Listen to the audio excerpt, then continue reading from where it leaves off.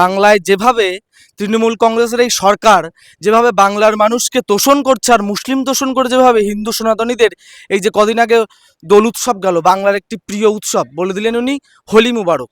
এই যে তোষণকারী সরকার আর থাকবে না, অবশ্যই এই বাংলায় পরিবর্তন হবে। বাংলার চাকরি তো অনেকদিন আগেই চলে গেছে, গত 10 বছর তো নতুন করে কোনো নিয়োগ হয় না। আর যদিও বা হয়, সেটা তো দিদির ভাইরা ঘুষ নিয়ে আর তোলাবাজি নিয়ে এভাবেই চলছে সরকারটা। শিক্ষিত বেকার সমাজ এই যে কয়েকদিন ধরে আমাদের রাজপথে নেমে বসে আছে, এটা সরকার জানছে। এমনি নতুন সরকার যদি না আসে, নতুন করে কর্মসংস্থান আর হবে না। আমার এলাকায় দেখুন, আমার তো প্রত্যন্ত, এটা তো হিঙ্গলগঞ্জ প্রত্যন্ত সুন্দরবন এলাকা।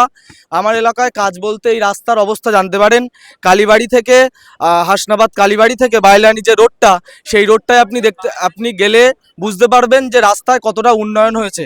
প্রত্যেকবার বৃষ্টির সময় যে নদী বাঁধ ভাঙে, নদীর বাঁধগুলো এখনো ভালোভাবে সুরক্ষিত নয়। এই প্রত্যন্ত সুন্দরবনের দিকে তৃণমূল কংগ্রেস যে কিভাবে বঞ্চিত করছে, সেটা এই প্রত্যন্ত হিঙ্গলগঞ্জের মানুষ অবশ্যই জানে।